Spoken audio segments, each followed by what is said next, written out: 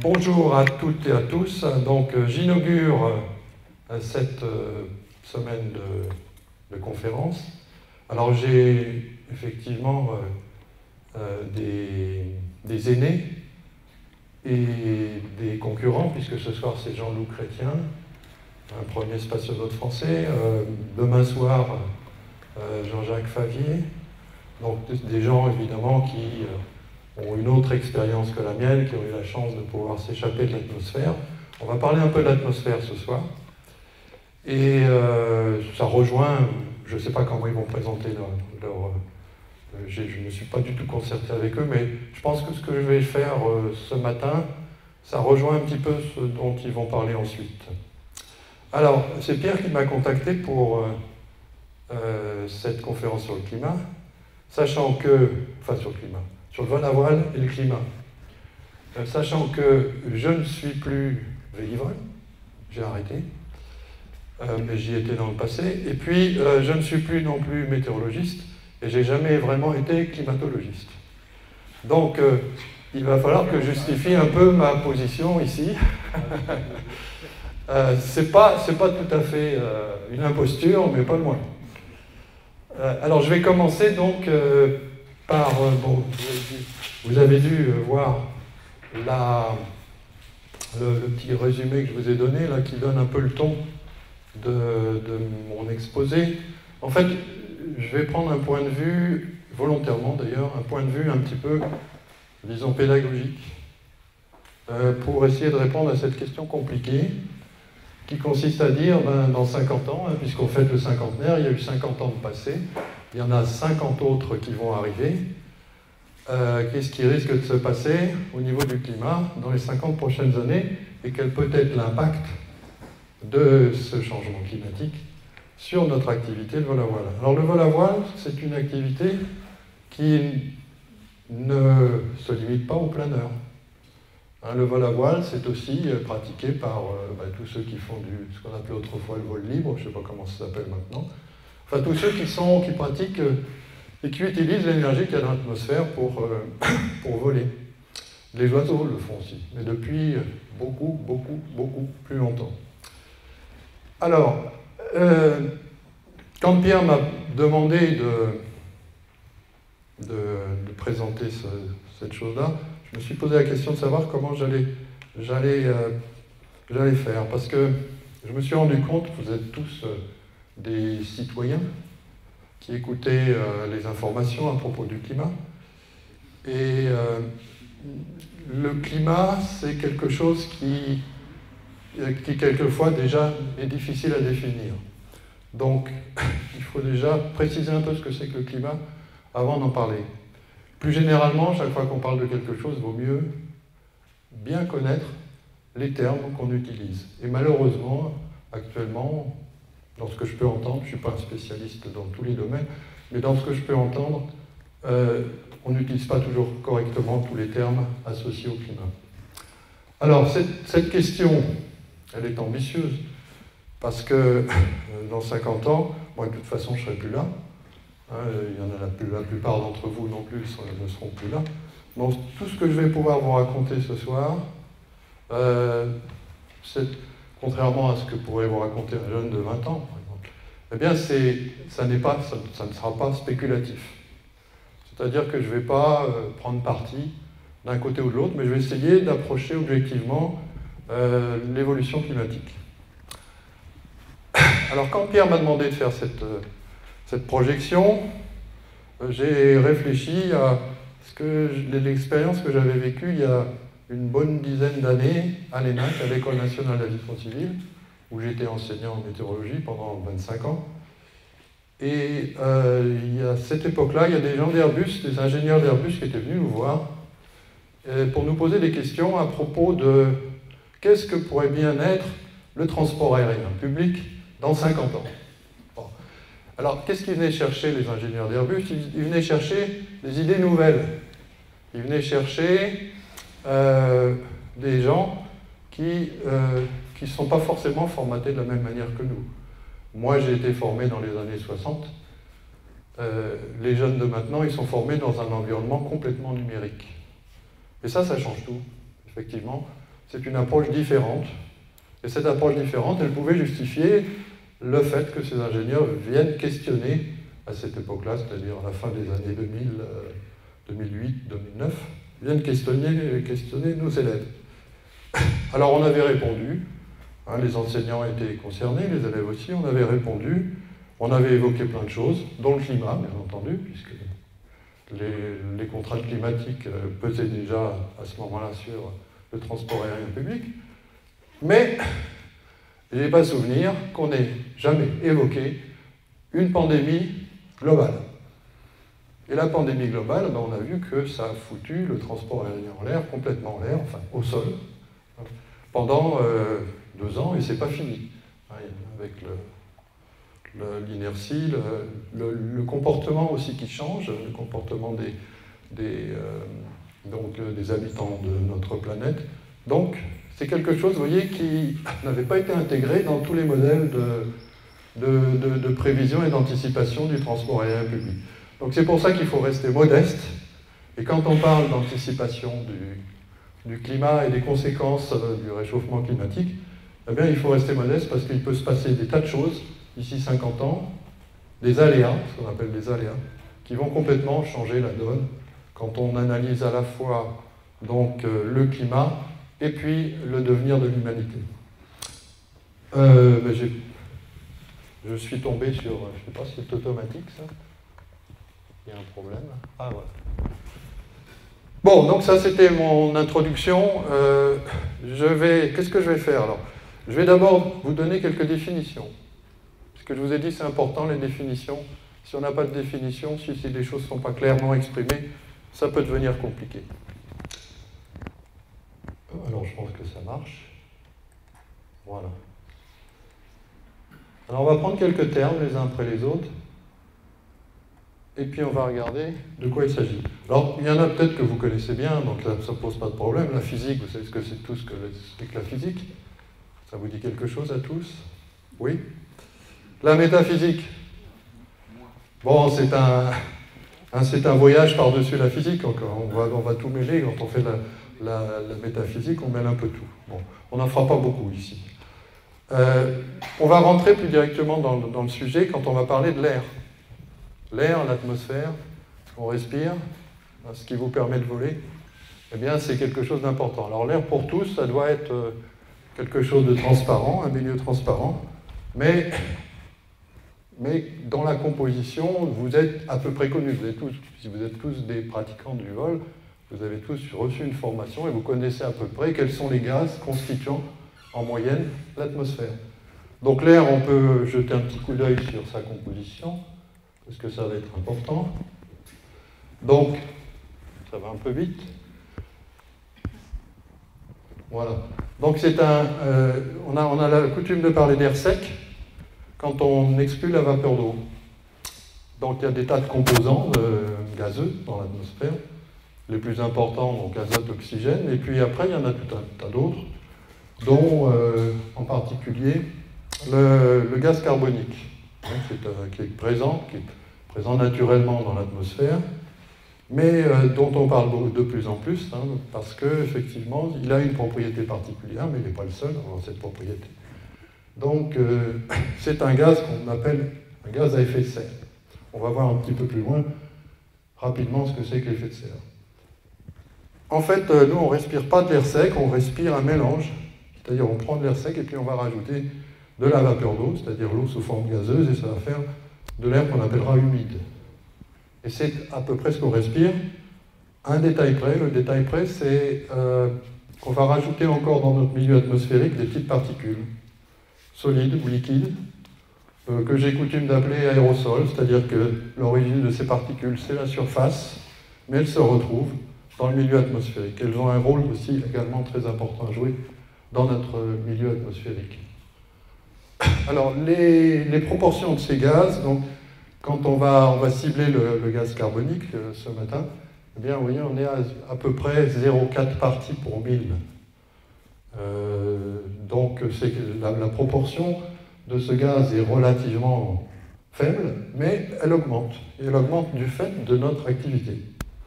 On brûle du carbone, on le mélange à l'oxygène et on fait du gaz carbonique. Donc sa proportion augmente, et augmenter la proportion d'un gaz dit à effet de serre, ben, c'est naturellement modifier ses propriétés énergétiques, on va le voir, et augmenter la température du milieu.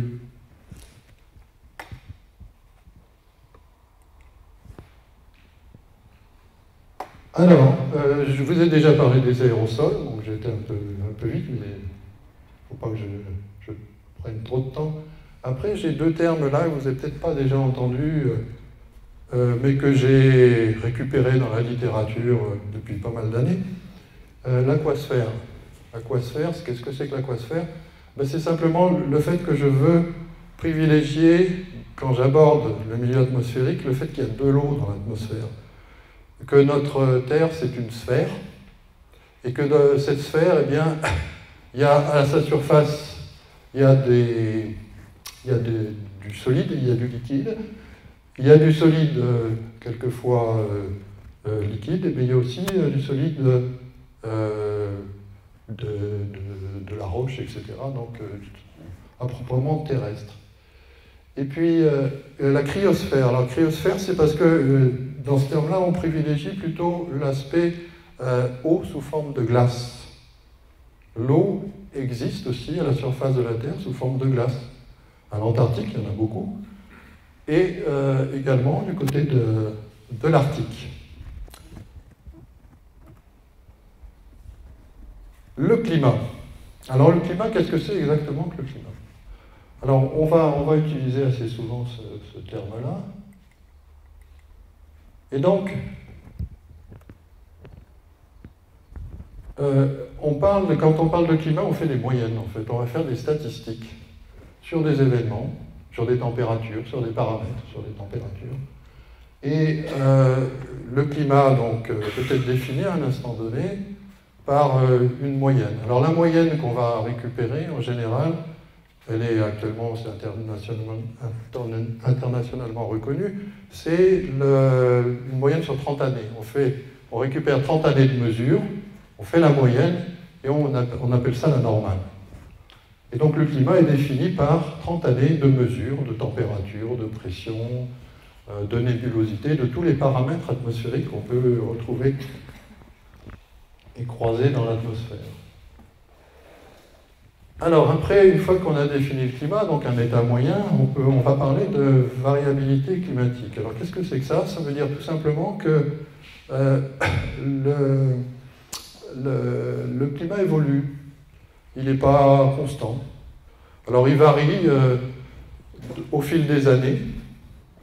Et depuis le début de l'ère industrielle, on a constaté que, si on prend par exemple le paramètre température, c'est une tendance à la hausse. Donc les températures augmentent, la température du milieu atmosphérique augmente. Alors pourquoi ça augmente? Essentiellement dû à ce qu'on appelle ici l'effet de serre.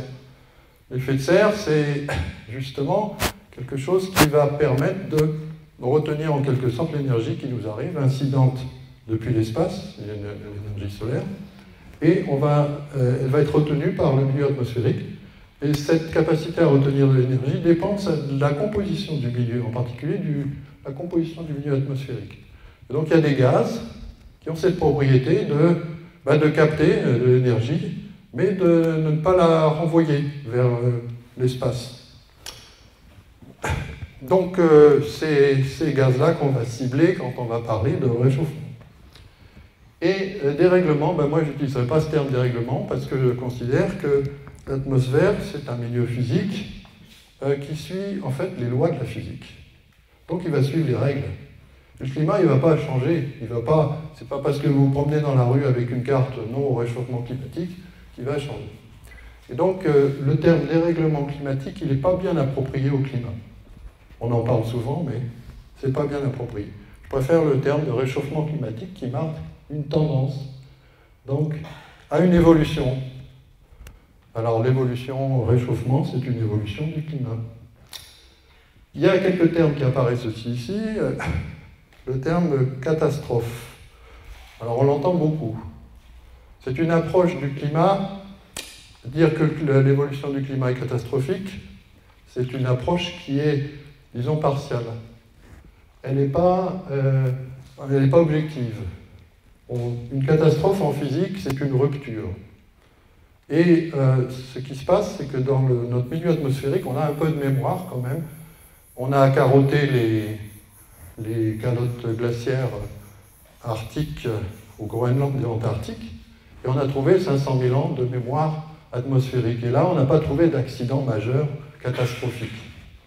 Donc, ce n'est pas l'atmosphère qui va évoluer de manière catastrophique. Il n'y aura pas de rupture dans l'atmosphère, probablement pas de rupture dans un milieu qui présente autant d'inertie.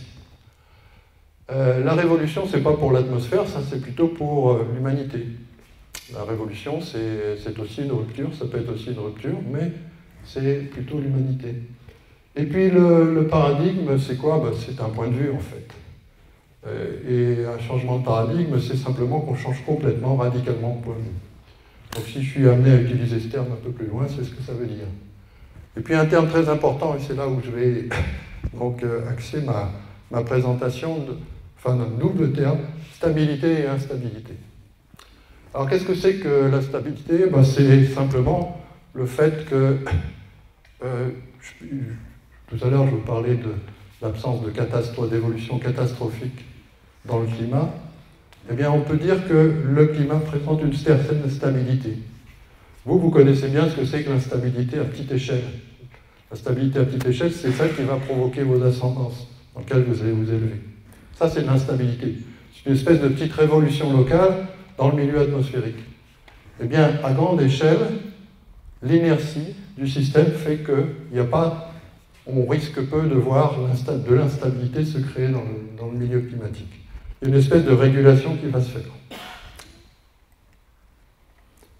Et puis voilà des termes plus proches de vous, peut-être, le vol à voile. Alors le vol à voile, je précise, il n'y a pas trop de béotiens ici, mais le vol à voile, ça n'est pas que le vol en planeur.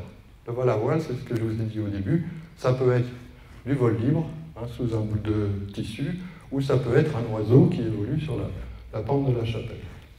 Bon, l'homme, c'est un des aspects du problème climatique. C'est l'aspect qu'on va appeler, alors il y a un terme savant pour ça, c'est l'aspect anthropique. Tout ce qui vient de l'humanité, c'est anthropique.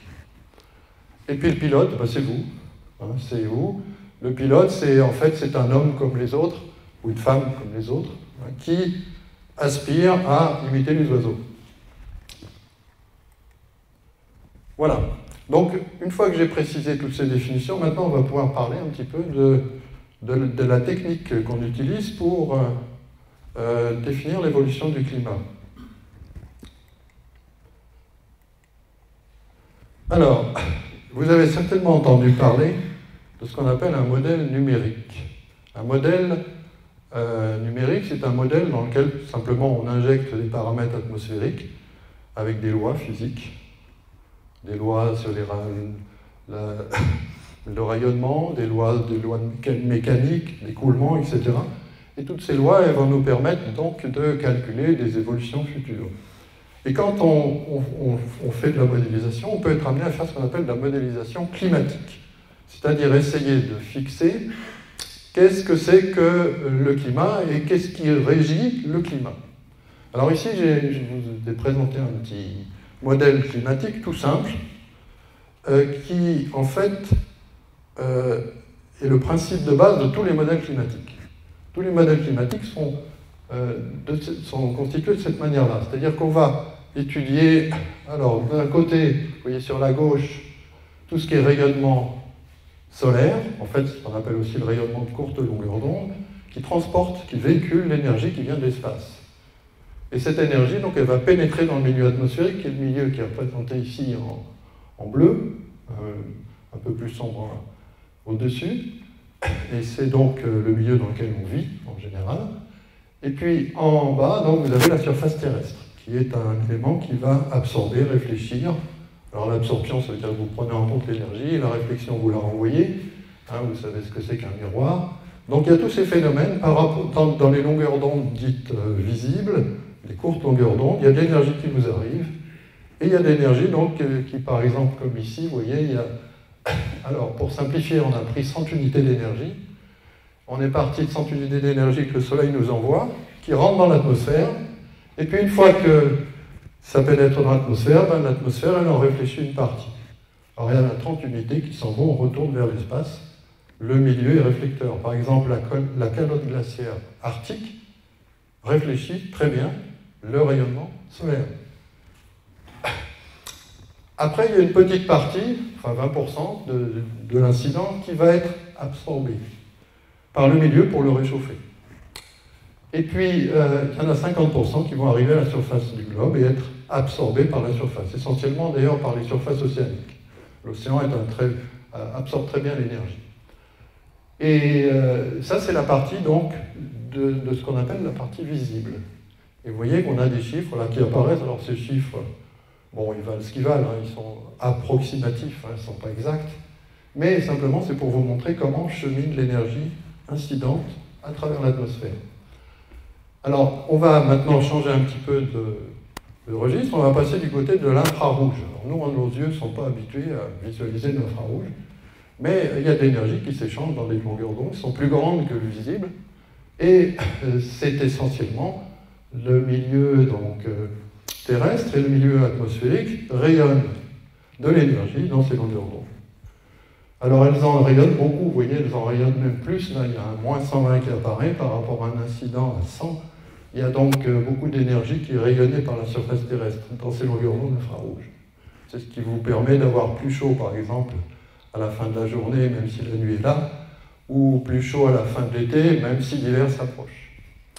C'est qu'il y a de l'énergie qui est stockée à la surface. Il y a aussi de l'énergie qui est... Il y a peu d'énergie qui est stockée dans le milieu atmosphérique à ce niveau-là. Par contre, il y a beaucoup d'énergie qui est absorbée par le milieu atmosphérique.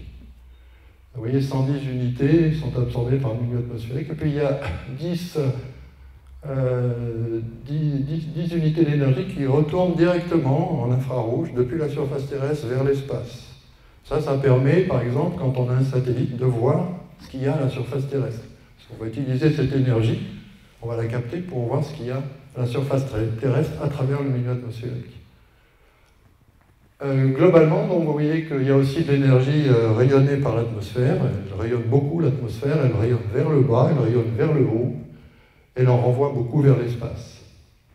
Alors le souci des modélistes, de ceux qui font ces modèles, c'est d'équilibrer ces modèles. C'est-à-dire de faire en sorte que tout ce qui est arrivé incident à la surface de l'atmosphère, à la frontière supérieure de l'atmosphère, eh bien, reparte de manière égale vers l'espace. Et donc on arrive comme ça, vous voyez, à un modèle équilibré, c'est-à-dire que si vous regardez en haut ce qui est jaune, il y a 100 unités qui rentrent, il y en a 30 qui repartent par réflexion de l'atmosphère, il y en a 10 qui arrivent du bas de la surface terrestre en infrarouge, et puis il y en a 60 qui viennent de l'atmosphère. Et là, on est équilibré. C'est-à-dire qu'on a autant d'énergie incidente, autant d'énergie qui repart. Et il manque quelque chose. Il manque quelque chose pour équilibrer le milieu atmosphérique parce qu'il n'est pas équilibré. Et il y a d'autres modes d'échange d'énergie. Vous voyez ici, par exemple, on a parlé de la chaleur latente. La chaleur latente, c'est tout ce qui met en jeu le cycle de l'eau, hein, l'évaporation, la condensation. Et puis également la chaleur sensible. Et la chaleur sensible, c'est là que se situe le bol à voile. Parce que nous, on va utiliser ces échanges de chaleur sensible, les ascendances, ça procède d'échanges d'énergie entre la surface terrestre et l'atmosphère. Voilà, et tout ça, c'est un modèle qui tourne, qu'on fait tourner pendant des années, des dizaines d'années si on veut. Alors évidemment, c'est pas si simple que ça, parce qu'il y a des tas d'interactions. Ici, par exemple, vous voyez, j'ai mis un petit nuage à un endroit. Les nuages, ils vont bien entendu modifier les rapports entre tous ces échanges. Si vous avez une surface complètement couverte de neige, il y a beaucoup de réflexions, de nuages, il y a beaucoup de réflexions. Et donc, il y a moins d'énergie incidente à la surface, etc. Donc, si vous voulez que votre modèle soit à peu près réaliste, il faut aussi que la nébulosité moyenne à la surface du globe soit réaliste. Tout ça, c'est compliqué. Mais on arrive quand même à peu près à équilibrer donc, ce milieu atmosphérique à une température de l'ordre de 15 degrés. Alors 15 degrés, c'est plus tout à fait le cas maintenant. 15 degrés pour les pratiquants aéronautiques, c'est l'atmosphère standard. Hein, on est parti de là. On a fait des moyennes statistiques à 45 degrés de latitude nord, et puis on a dit, ben voilà, ça sera notre référence, notre étalon standard, 15 degrés. Et nous, on va se préoccuper de savoir qu'est-ce qui va devenir, que vont devenir ces 15 degrés si on augmente la proportion, par exemple, de gaz à effet de serre dans le milieu atmosphérique. Alors, les modèles qui tournent actuellement, bon, il y en a beaucoup qui tournent, les différents laboratoires qui travaillent dessus, eh bien, nous donnent une évolution de température de l'ordre de 2 degrés à l'horizon 2080, nos 50 ans, là, vous savez, quand on parlait des 50 ans, on y est. Donc c'est 2 degrés de plus de température. Alors c'est quelque chose qui est observé, calculé, prévu, avec une bonne certitude. Il n'y a pas grand monde, enfin je ne connais pas grand monde personnellement qui conteste cette évolution atmosphérique. Alors qu'est-ce que ça veut dire ça? Si on regarde un petit peu plus loin l'évolution de la température, on va revenir 18 000 ans en arrière. 18 000 ans en arrière, la température moyenne, elle était de 7 degrés à la surface terrestre en moyenne. C'était une période qu'on appelait glaciaire, la glaciation dite de Würm. Donc c'est la dernière grande glaciation, c'est l'époque où ici il y avait des glaciers, il n'y avait pas de peut-être quelques montagnes, on peut imaginer que les Alpes ressemblaient un petit peu au Groenland, vous voyez, c'était un peu pour ça. Et donc en 18 000 ans, on a pris 8 degrés. 8 degrés de réchauffement climatique, alors ça ne s'est pas fait brutalement, ça s'est fait progressivement. Et nous, qu'est-ce qu'on constate? C'est que, alors ce que je voulais vous dire, c'est que il y a 18 000 ans, on pouvait plutôt parler de ce qu'on appelle une cryosphère. C'est-à-dire que notre sphère, elle ressemblait beaucoup à un gros glaçon. C'était froid partout. Bon, il y avait toujours l'équateur où il faisait chaud, mais globalement, c'était quand même plutôt un glaçon. Et puis nous, maintenant, on va du côté inverse, c'est-à-dire que la température va augmenter, et on arrive, vous voyez, à 17 degrés à l'horizon 2080. Bon. 17 degrés, ça veut dire quoi? Ça veut dire un réchauffement du milieu dans lequel on va vivre. Alors, est-ce qu'on aura trop chaud? Ça dépend. Alors, ce qu'il faut voir aussi sur le plan physique, c'est que plus l'air est chaud, plus il peut contenir de la vapeur d'eau. Le récipient atmosphérique peut contenir plus de vapeur d'eau. Plus il est froid, moins il en contient. À 7 degrés, vous voyez la proportion de vapeur d'eau par rapport à celle qu'on pourrait mettre maintenant dans notre éponge atmosphérique. Imaginez l'atmosphère comme une éponge qui contient de l'eau. Eh bien, 40% de moins à 7 degrés que maintenant. C'est-à-dire que l'air, il est saturé à 7 degrés bien plus facilement qu'à 15 degrés. Alors donc ça va aussi marcher, bien entendu, dans le même sens. Quand on voit la température du milieu augmenter, on va voir aussi la capacité qu'a l'atmosphère à contenir de l'eau augmenter. Alors 2 degrés de plus, ça fait à peu près 15% de potentiel en eau en plus. Donc ça veut dire qu'il va y avoir, l'atmosphère a la capacité de contenir 15% de vapeur d'eau en plus. Donc plus de gaz à effet de serre, parce que la vapeur d'eau c'est un gaz à effet de serre. Donc vous voyez que là il y a ce qu'on appelle une rétroaction positive, c'est-à-dire que si on met plus, si la température augmente, on va mettre plus de vapeur d'eau, on va pouvoir mettre plus de vapeur d'eau dans le milieu, et donc le fait de mettre plus de vapeur d'eau, c'est un gaz à effet de serre qui va encore accentuer le phénomène. Donc ça doit être pris en compte, bien entendu, dans les modèles. Alors, on va quitter un peu le climat et on va regarder un petit peu comment travaillent les météorologistes. Puisque moi j'ai été plus météorologiste que climatologue. Donc ici, voilà quelque chose de très important pour nous, météorologistes, et qui va vous permettre de comprendre un petit peu les difficultés qu'on peut rencontrer quand on aborde le climat. J'ai volontairement ici ciblé deux régions. La région, alors, vous avez un tableau dans lequel, vous voyez, vous avez cette notion qu'on appelle l'échelle. L'échelle d'un phénomène. L'échelle d'un phénomène, c'est en gros sa dimension spatiale, mais il se trouve aussi que c'est sa dimension temporelle, son temps caractéristique. C'est-à-dire vous êtes tous Vélivol, donc vous savez qu'une ascendance, par exemple un cumulus, ça ne va pas durer 3 heures. Qu'un cumulus, la durée de vie moyenne, c'est quelques minutes, quelques dizaines de minutes. Bon, si c'est un petit cumulus, il peut apparaître et disparaître en très peu de temps. Et si c'est un gros congestus, comme il y en avait hier soir, ça met un peu plus de temps. Donc il y a toujours cette notion d'échelle.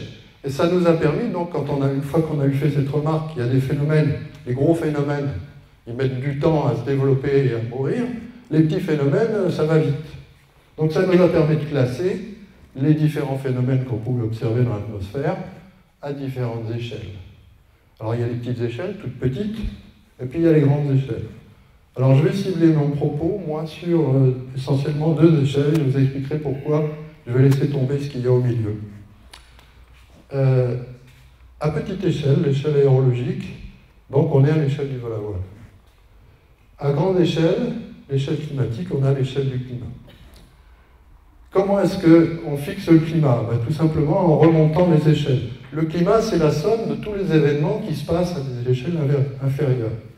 Et ça, c'est relativement facile. Les climatologues le font. Ils font la somme de tous ces événements pour arriver à l'échelle du climat. Par contre, c'est beaucoup plus difficile de faire l'inverse. C'est-à-dire de partir du climat, et puis de redescendre les échelles, et de dire que, par exemple, parce que le climat est à tel état, on va se trouver avec de tels phénomènes aérologiques. C'est beaucoup, beaucoup plus compliqué. Et il y a un physicien, un météorologiste, dans les années 70, qui a évoqué un phénomène qu'on appelle l'effet papillon. L'effet papillon, en fait, ça a été retenu que dans un sens. C'est un peu dommage. C'est-à-dire qu'un petit tourbillon peut provoquer des événements de plus grande échelle, déclencher des événements de plus grande échelle. Mais ce qu'il voulait dire aussi en même temps, c'est que le chemin inverse était extrêmement compliqué. C'est-à-dire qu'il était extrêmement compliqué, à partir d'un phénomène de grande échelle, par exemple un cyclone tropical, d'essayer de retrouver quel est le petit tourbillon origine. Et c'est au moins aussi important que le chemin aller. Alors, pourquoi je me focalise sur ces 2 échelles? Parce que moi, j'ai besoin de quelque chose de solide. Je ne suis pas un spécialiste du climat. Mais je ne suis pas non plus un géologue. Mais je sais que le temps géologique, il est beaucoup plus long que le temps climatique. Que la pente de la Chapelle est là aujourd'hui, et que dans 50 ans, il y aura encore la pente de la Chapelle. Que l'Atlantique, il fait actuellement, l'Atlantique Nord, il va faire 5000 km de largeur, et bien dans 500 ans, il fera encore à peu près 5000 km de largeur. Ça, c'est du solide. Donc tout ce qu'on va pouvoir fixer, plaquer sur des choses solides comme ça, sur de la stabilité, eh bien moi je le prends. Et puis tout ce qui est instable, je laisse aux autres, parce que je ne sais pas faire. Voilà. Alors, à grande échelle, donc, on va commencer par là, et on va faire quelques observations sur un phénomène de grande échelle qui me permet justement de parler de stabilité. Quand je parle du climat ici, quand je vous parle du climat, c'est toujours sous l'angle de la stabilité. Pas de la catastrophe, pas d'instabilité. C'est un autre point de vue. On peut regarder ça du côté catastrophique, mais on peut regarder ça aussi du côté de la stabilité. Et ça fait partie aussi des choses qu'il faut savoir, des connaissances qu'il faut avoir si on veut comprendre ce que peut devenir le climat. Alors ici, j'ai donc sorti de la climatologie. Alors la climatologie qui est parlante pour certains, pas beaucoup pour beaucoup d'entre vous, c'est la moyenne. En fait, à travers ces cartes-là, vous voyez en gros là, comment les vents circulent à l'échelle de la planète sur 30 ans. Bon, c'est une normale que j'ai récupérée il y a une quinzaine, une vingtaine d'années. Elle a évolué certainement, mais dans ses grandes lignes, elle n'a pas changé. Et donc ça, c'est une normale établie sur 30 mois de janvier. Et sur 30 mois de janvier, on a regardé comment se distribuait la masse atmosphérique à 9000 mètres à peu près d'altitude. Bon, pour ceux qui connaissent, c'est une carte où on a mis des isohypses, des lignes d'égale altitude d'une pression. Alors c'est ici on va regarder les deux hémisphères, l'hémisphère nord et l'hémisphère sud. Alors qu'est-ce qu'on observe en janvier dans l'hémisphère nord? Il faut imaginer que les vents suivent les lignes qui sont tracées là. Ces lignes qui sont tracées là vous donnent l'orientation des vents. Par exemple, si vous regardez sur le Canada, l'orientation moyenne des vents à 9000 mètres, suivant la climatologie, donc c'est à peu près du nord-ouest. C'est-à-dire que le Canada, au mois de janvier, est sous influence polaire. Si on prend l'Europe occidentale, eh bien, si vous regardez bien, si vous tracez des vents qui sont à peu près parallèles à ces lignes-là, eh bien, la moyenne des vents ressort plutôt au sud-ouest. Donc ça veut dire que l'Europe occidentale est plutôt sous influence tropicale. Ce qui fait des climats très différents. Si vous allez à Montréal au mois de janvier, c'est pas pareil qu'à Brest au mois de janvier. Et ça, c'est quoi? C'est lié à quoi? Alors, on a l'explication ici, parce que si on regarde bien, on observe ce qu'on appelle des ondes, c'est-à-dire des accidents dans la circulation atmosphérique, le fait que ça passe du nord-ouest au sud-ouest. Ces accidents, eh bien, on les observe sous le vent du continent américain, et puis on observe la même chose sous le vent du continent asiatique. Alors que dans l'hémisphère sud, il n'y a pas beaucoup de continents, il n'y a pas beaucoup d'accidents. Vous voyez qu'on ne voit pas ces accidents, ce qu'on appelle ces ondes planétaires. Ces ondes planétaires, elles sont liées à la topographie, à la manière dont les océans et les continents se répartissent. Ça, c'est du solide. C'est vrai aujourd'hui, mais ça sera vrai dans 500 ans. Ça n'aura pas bougé. Donc ça, c'est un facteur sur lequel moi je peux m'appuyer. Si on prend la circulation atmosphérique du mois de juillet, le mois de juillet, c'est l'été chez nous, hémisphère boréal, mais c'est l'hiver, hémisphère austral. La circulation en hiver accélère. Bon, rapidement, je vais vous expliquer pourquoi, mais en hiver, ça circule plus vite. C'est le cas, là on voit bien qu'au mois de juillet, durant l'hiver austral, les lignes sont plus resserrées, donc ça circule plus vite. Et vous ne voyez pas d'accident. Il n'y a toujours pas d'accident dans la circulation atmosphérique de l'hémisphère sud. Qu'est-ce que ça veut dire? Ben, ça veut dire que, globalement, c'est un hémisphère océanique, qu'il n'y a pas d'accident à la surface de la Terre, et que ça coule à peu près régulièrement. C'est les vents d'ouest. Donc, ces deux images vous permettent d'imaginer ce qui va pouvoir se passer si on réchauffe l'atmosphère. Alors, c'est pas ça que je voulais vous montrer, mais c'est ça. L'atmosphère, elle bouge, elle circule, elle se déplace. Alors c'est dû à quoi? Essentiellement, c'est dû au fait qu'on reçoit beaucoup d'énergie à l'équateur, et ça toute l'année, et puis on n'en reçoit pas beaucoup du côté des pôles, à certaines périodes de l'année, en particulier pendant les hivers de l'hémisphère, on ne reçoit pas grand-chose, voire rien du tout. Et donc ça va créer des déséquilibres avec des zones froides et des zones chaudes. La zone chaude, c'est toujours à peu près la même, c'est l'équateur, les zones froides sont les pôles. Alors, on peut reproduire cette situation à travers cette expérience qui consiste à faire tourner un fluide, vous voyez, dans un milieu où on refroidit la partie centrale, une espèce de cylindre, dans lequel on refroidit la partie centrale et puis on réchauffe la partie extérieure, pour simuler à peu près ce que représente la différence d'énergie reçue entre le pôle et l'équateur. Si on ne fait pas tourner le système, si ça ne tourne pas, on voit qu'il y a des échanges qui se font entre les parois froides et chaudes du récipient. Et puis si on met à tourner le phénomène, on voit apparaître ce qu'on appelle des ondes. Et ça, c'est vraiment la caractéristique de nos régions. Nous, on vit dans une région animée par des ondes. La circulation atmosphérique générale, elle est ondulatoire, elle est de nature ondulatoire. Ça, ce ne sont pas les mêmes ondes que celles dont j'ai parlé tout à l'heure, qui étaient des ondes planétaires. Ce sont des ondes qu'on appelle de Rossby ou synoptiques. C'est celles que les météorologistes analysent pour pouvoir prévoir le temps.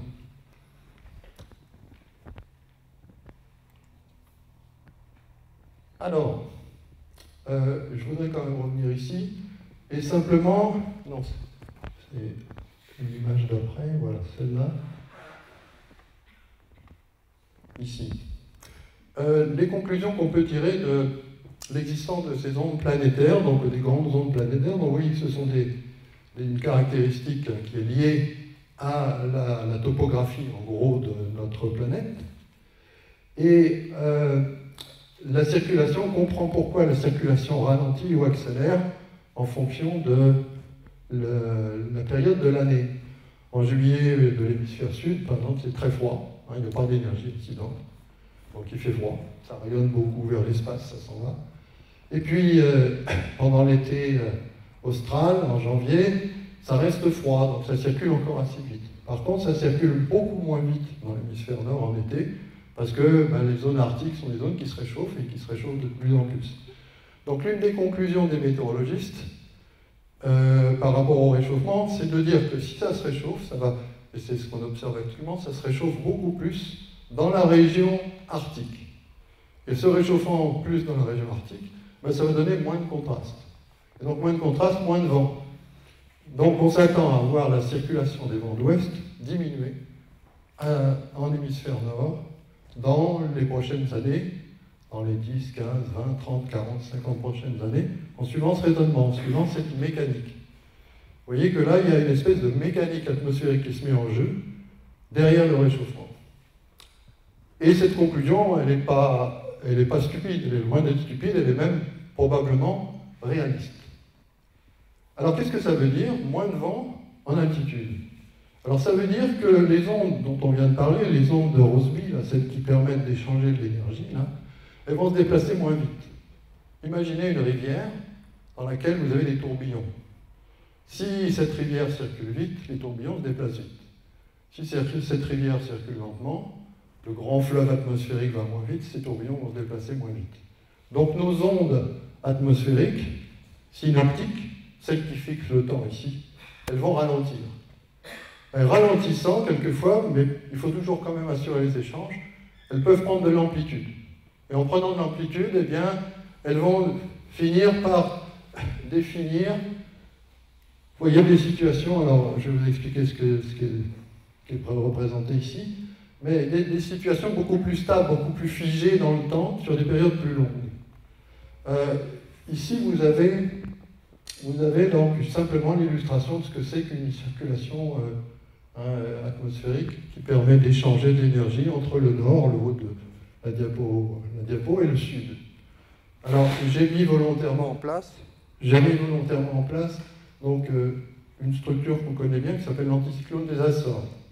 C'est en fait ici une structure assez pérenne, mais il n'est pas toujours loin de là à sa position Açores, mais c'est une structure assez pérenne qui, vous le savez, fixe le temps. Bien souvent, quand vous avez un bulletin météo, on vous dit l'anticyclone se rapproche et puis les conditions météorologiques vont changer. Donc en fait, le temps qu'on expérimente, c'est le temps qui est lié à la position de ces ondes.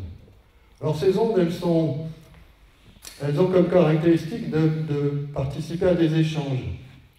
Alors ici, vous avez la France et l'Espagne, et puis l'anticyclone des Açores dans une position moyenne.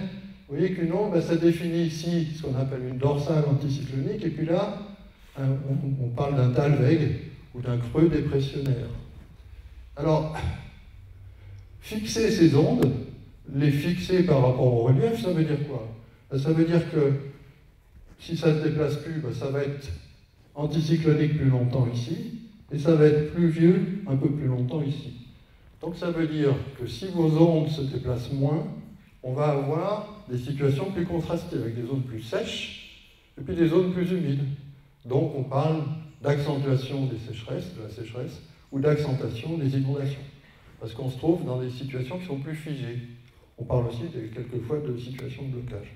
Donc ça, c'est aussi, une fois qu'on a mis en place ce mécanisme, on peut lui faire confiance. C'est-à-dire qu'on peut dire, voilà, ça c'est probablement, effectivement, s'il y a du réchauffement climatique, on aura probablement des situations plus contrastées avec des périodes plus longues sans précipitation, puis des périodes plus longues avec des précipitations, voire des inondations. Ces schémas-là, vous voyez, ils permettent de décrypter un petit peu en moyenne comment ça se passe, comment le temps s'établit dans nos régions. Autrefois, on n'avait pas les modèles numériques, mais on raisonnait comme ça. Et ce qui est difficile quelquefois aux météorologistes modèles, ils ont des beaux modèles, mais ils ne savent pas trop comment ça tourne à l'intérieur. Qu'est-ce qu'il y a dans la boîte? Autrefois, on essayait de comprendre comment ça marchait dans la boîte. Bon là, c'est un vieux météorologiste qui vous parle. Et puis aussi un formateur. Alors, bon, on pourrait parler aussi, tout récemment dans les bulletins météo, j'ai entendu parler de dôme chaud. Moi, j'utilisais pas ce terme, mais le dôme chaud, c'est quoi? C'est effectivement l'arrivée d'air tropical chaud qui se bloque dans une région. Puis on parle de gouttes froides, hein, c'est la partie qui est là. C'est la partie où vous avez une dépression qui s'isole et qui accentue les phénomènes dépressionnaires. C'est quelque chose qui peut durer parce qu'en fait, il y a des échanges. Il y a des échanges entre cette partie-là de l'atmosphère et cette partie-là de l'atmosphère, à travers la circulation atmosphérique. Alors, ce sont des circulations secondaires, mais qui sont actives pour faire que là, il n'y a pas de nuages, et là, il y a des nuages. Concrètes. Donc, plus concrètement, donc, je vais abandonner le climat. Et, ah oui, c'est juste ce qu'on peut dire aussi par rapport au climat, c'est que le réchauffement, ça va probablement raccourcir les hivers et allonger les étés. En gros, c'est ça.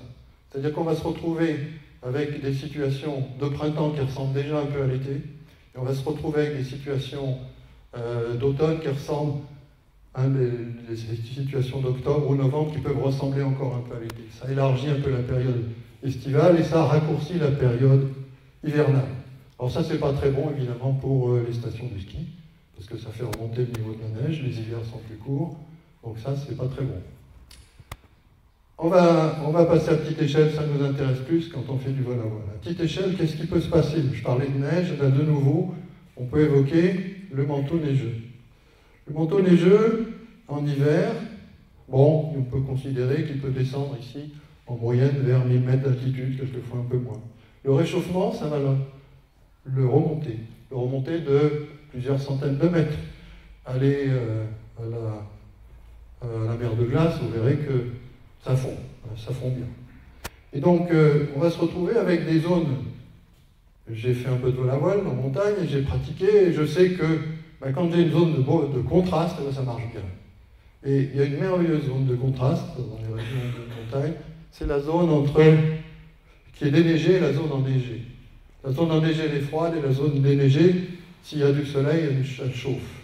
Et donc là, il y a une limite, un contraste, qui est très favorable au déclenchement des ascendances. Mais si je remonte cette limite, dans des zones un peu accidentées, qu'est-ce qui va se passer? Imaginez qu'à une certaine période, j'avais ici, la limite de la neige était là, donc je peux trouver une ascendance qui se situe quelque part tout le long ici. Et si jamais il n'y a plus de neige, parce que ça s'est réchauffé sur cette crête-là, je suis obligé d'aller chercher sur les crêtes plus élevées pour trouver ces zones de contraste. Donc localement, ça va changer un petit peu les choses pour vous. C'est-à-dire que l'absence de neige, ou le fait qu'il y a de la neige, ça change tout. Quand on vole, entre le printemps et l'été, on n'a pas toujours les mêmes stratégies, parce que justement, si vous essayez de voler au mois de mars, au-delà de la Fourca, ça va être compliqué, parce que vous avez un manteau neigeux, c'est froid. Eh bien, ce qui risque de se passer avec le réchauffement climatique, c'est que vous allez vous retrouver avec un manteau neigeux qui va disparaître plus vite à la Fourca, qui va vous permettre de passer plus facilement cette espèce de verrou aérologique. Donc voilà une des conséquences, vous voyez, du réchauffement. Et ça, c'est une conséquence qui est liée à du solide, à la présence des montagnes. Ici, on est dans la vallée de l'Isère, il y a la Chartreuse à gauche, le Belledonne à droite. Dans 500 ans, ça sera toujours là. Il n'y aura pas d'accident de ce côté-là. Donc vous voyez, c'est des choses solides sur lesquelles on peut s'appuyer, on peut dire, voilà, le réchauffement, ça peut amener ce genre d'évolution. Alors, pour conclure un petit peu, je ne parle pas des phénomènes qui entre la petite échelle et la grande échelle, parce que je n'ai pas trouvé, en fait, de point d'ancrage pour dire ça, c'est plus solide. J'ai trouvé un point d'ancrage au niveau de la circulation planétaire, parce que j'avais les continents et les océans, ça m'arrangeait bien. J'ai trouvé un point d'ancrage avec le relief, ça tombe bien, à Châtelet-les-Eaux, il y a du relief. Ici, on vient en zone de montagne. Ça me permet de trouver du solide, d'essayer de trouver des conclusions. Mais entre les deux, par exemple par rapport aux cyclones tropicaux, j'ai beaucoup de mal. Je ne suis pas compétent, je ne me sens pas compétent pour dire il y aura plus ou moins de cyclones tropicaux. Il y aura peut-être moins de tels phénomènes, plus de tels phénomènes, ce ne sera pas possible. Donc, je serai plus réservé sur tous ces... On l'entend quelquefois, on vous parle de plus de tempêtes, de plus de cyclones, etc. Les conclusions sont moins définitives parce qu'en fait, on n'a pas d'ancrage, on n'a rien qui nous permette de dire, à ma connaissance, ben, ça sera comme ça ou ça sera comme ça. Et là-dedans se situent quand même pas mal de catastrophes. Hein, les catastrophes, les cyclones tropicaux, si vous subissez un cyclone tropical, c'est du sérieux. Ça vous détruit pas mal de choses. Donc il est certain qu'à cette échelle-là, il faut être beaucoup plus prudent. Et quand vous entendez un discours où on vous dit il y aura plus de tempêtes, il y aura plus de machin, il faut être un peu plus prudent parce que c'est pas si solide que ça comme hypothèse et comme conclusion. On est, vous voyez, je vous l'ai dit tout à l'heure, on est dans le cas où on redescend les échelles. On part d'échelles climatiques, c'est plus chaud, pour essayer d'en conclure quelque chose pour les échelles plus basses. Et c'est très très difficile de le faire. Alors on peut le faire avec des statistiques, mais elles ne valent non que la valeur du modèle. Le modèle est toujours plus ou moins juste. Alors, oui, tout simplement, donc, si on veut conclure sur les éléments de stabilité, puisque moi j'ai accentué mes propos sur la stabilité du climat, on peut dire que le climat donc, évolue de manière plutôt stable. Il est stable au sens où il ne présente pas d'accident, il n'a pas présenté d'accident, il ne va pas présenter d'accident majeur. Mais par contre, il évolue, il se réchauffe, c'est indéniable. Alors, je vous ai parlé des facteurs géophysiques, mais il y a aussi les facteurs astronomiques, c'est-à-dire que notre position relative par rapport au Soleil, qui est une étoile d'activité quand même très stable, à l'échelle de notre échelle humaine, ça varie peu. Donc on a aussi des facteurs astronomiques qui sont à l'origine d'une grande stabilité. L'importance aussi de l'inertie du phénomène, c'est-à-dire que quand on considère par exemple la masse océanique, j'ai eu la chance d'aller travailler dans le Pacifique, quand on voit cet énorme océan, cette masse océanique, il y a énormément d'énergie. Je vais vous raconter une petite histoire pour terminer, puis après on va conclure, parce que je dois déjà être pas loin de l'horaire, mais j'ai un petit peu plus de temps parce que j'ai amené des nuages pour ralentir le début des vols.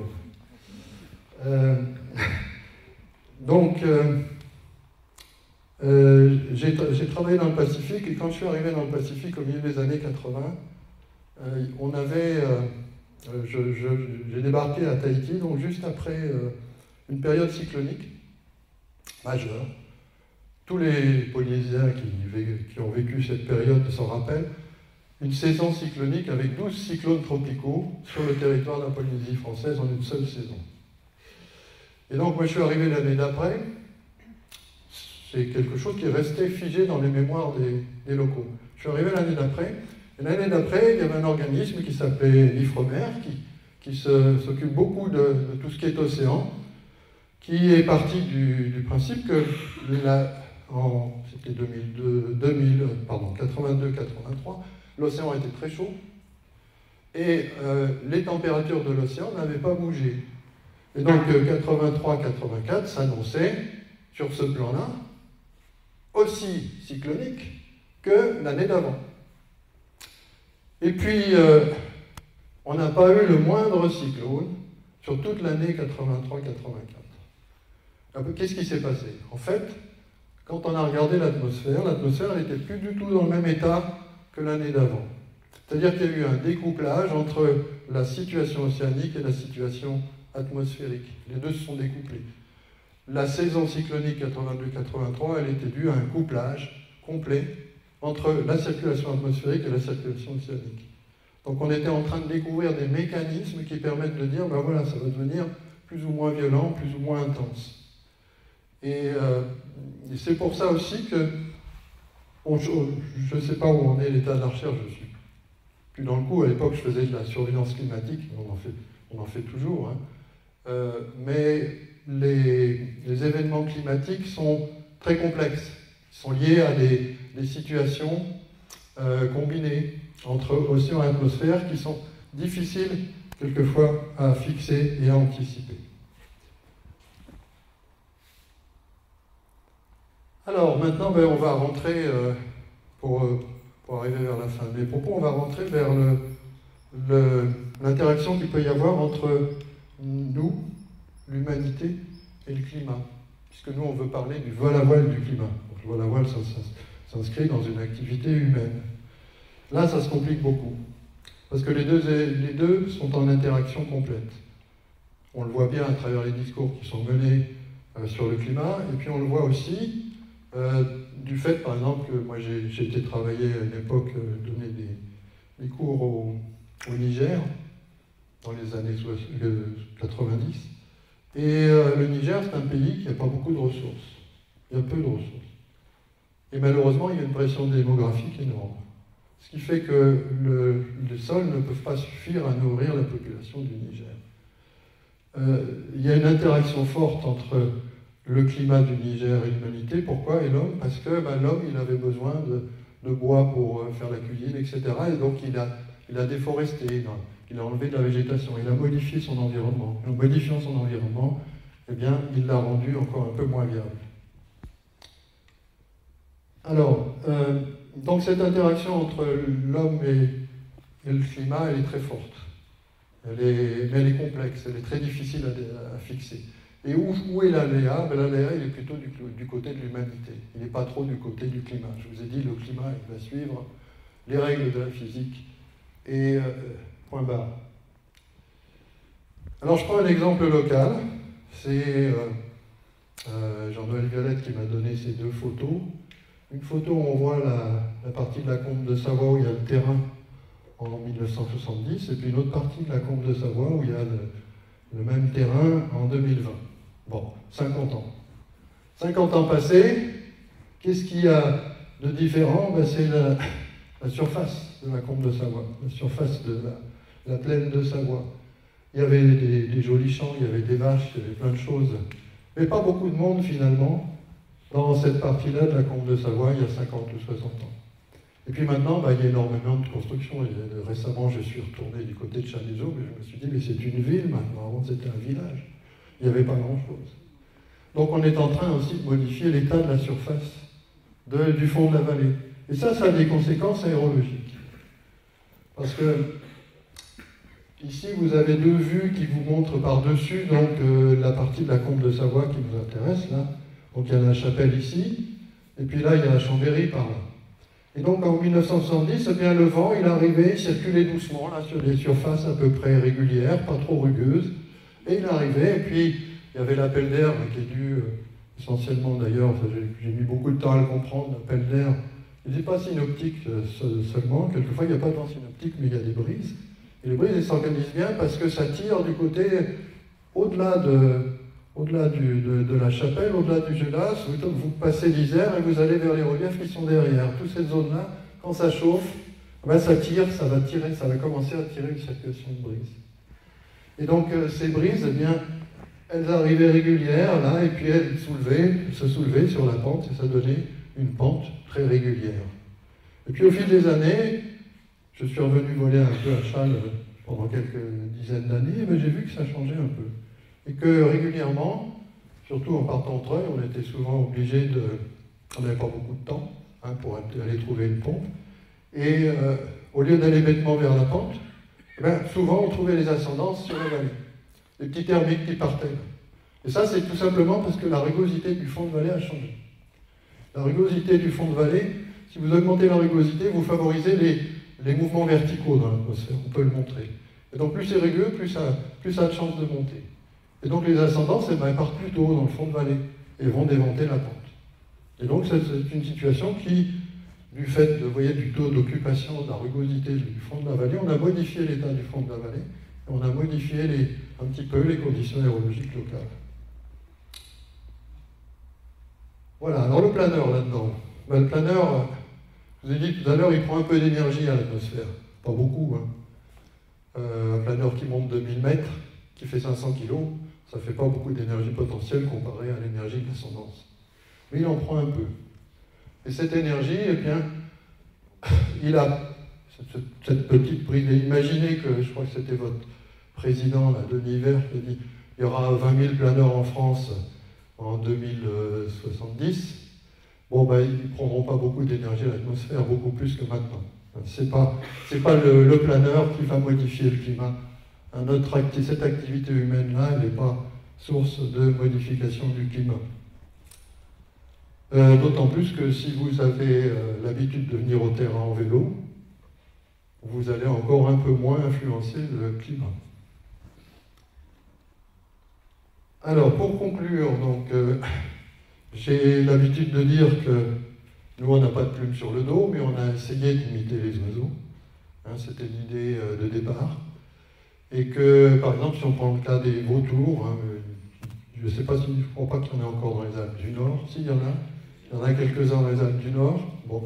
Peut-être que simplement ils reviennent, ces vautours, dans les Alpes du Nord. Ils étaient là il y a 20 000 ans, mais puis ils sont partis parce qu'ils n'avaient plus de quoi se nourrir ou pour d'autres raisons. Et donc, les vautours, ils pratiquaient le vol à voile il y a 20 000 ans avec une certaine technique. Je ne pense pas qu'ils aient radicalement changé leur technique depuis 20 000 ans. Ils ont toujours gardé les mêmes techniques. Et puis, dans 50 ans, s'il y a encore des vautours, ils voleront de la même manière. Donc, je pense que de ce côté-là, il n'y a pas beaucoup d'évolution technologique du côté du vautour. Le vautour, si le climat change, s'il a toujours des conditions pour se déplacer, il pourra le faire de la même manière.